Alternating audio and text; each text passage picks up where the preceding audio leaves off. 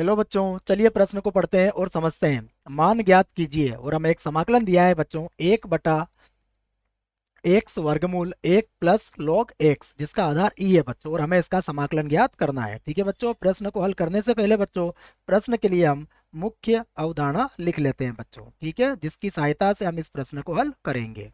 तो मुख्य अवधारणा में बच्चों हम समाकलन के लिए कुछ सूत्रों को यहाँ पर लिखेंगे, जिसमें पहला सूत्र है हमारा, देखिए कि समाकलन एक्स की घात एन डी एक्स, और इसका जो समाकलन होता है वह होता है एक्स की घात एन प्लस एक बटा एन प्लस एक और प्लस सी। ठीक है बच्चों, और यहाँ पर एन कभी भी -1 के बराबर नहीं होगा बच्चों। दूसरा देखिए बच्चों, हमें एक अवकलन का सूत्र भी याद होना चाहिए, डी बटा डी एक्स लॉग एक्स। ठीक है बच्चों, लॉग एक्स, जिसका आधार कितना होगा ई। इसका जो अवकलन होता है बच्चों वह होता है 1/x। चलिए बच्चों, प्रश्न को आरंभ करते हैं। तो जो प्रश्न दिया है बच्चों उसको मैं आई के बराबर मान लेता हूं। तो माना आई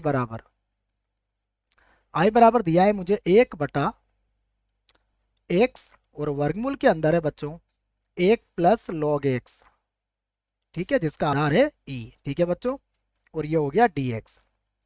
अब बच्चों देखो, आप इसका हम सीधा समाकलन ज्ञात नहीं कर सकते हैं, अर्थात यहाँ पर हमें प्रतिस्थापन विधि का प्रयोग करना पड़ेगा। तो देखिए, हम वर्गमूल के अंदर जो संख्या है बच्चों उसको हम क्या मान लेते हैं, टी मान लेते हैं। तो वही बात मैं लिख देता हूँ एक बार, माना 1 + log x। ठीक है बच्चों, यह किसके बराबर मान लिया मैंने, टी के बराबर मान लिया बच्चों। अब मैं इसका x के सापेक्ष अवकलन करूंगा। तो देखो, 1 का अवकलन तो क्या हो जाएगा, 0, और log x का अवकलन होगा बच्चों 1/x, जिसका आधार ई होता है, और ये होगा dt/dx। ठीक है, तो यहाँ से देखो बच्चों, dx को आप ऊपर लेके आइए, तो ये बन जाएगा 1/x dx, और ये किसके बराबर होगा, ये बराबर होगा dt के। ठीक है बच्चों, तो देखो अब प्रश्न को बच्चों, हम समीकरण 1 में अब ये मान रख सकते हैं। तो वही बात मैं लिख देता हूँ, समीकरण 1 से। ठीक है, समीकरण 1 से। तो देखो बच्चों, समीकरण 1 से क्या होगा, आई बराबर हमारे पास होगा समाकलन 1/वर्गमूल के अंदर कितना आ जाएगा बच्चों, टी आ जाएगा, और यहाँ पर आ जाएगा dt। क्यों बच्चों, क्योंकि 1/x dx का मान जो है वो dt के बराबर है। तो चलिए बच्चों, अब हमें पता है कि t का वर्गमूल है, अर्थात t की घातांक कितनी है, 1/2। तो 1/2 को जब बच्चों ऊपर लेके आओगे तो ये t की घातांक कितना बन जाएगा, -1/2 और dt। और बच्चों अब इसका समाकलन के लिए मैंने सूत्र आपको लिखवा दिया है, इसका समाकलन होगा t की घात -1/2 + 1, और बटे में भी आ जाएगा बच्चों -1/2 + 1। ठीक है ना बच्चों, इसका सूत्र जो है मैं एक बार लिख देता हूँ यहाँ पर।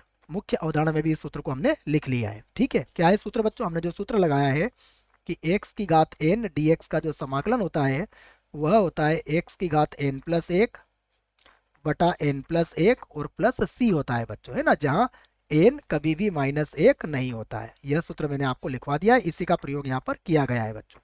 ठीक है, तो देखिए आई बराबर अब क्या हो जाएगा, -1/2, और 1 को बच्चों हम जोड़ेंगे, इसका लघुत्तम 2 आएगा, तो यह बनेगा t की घात 1/2।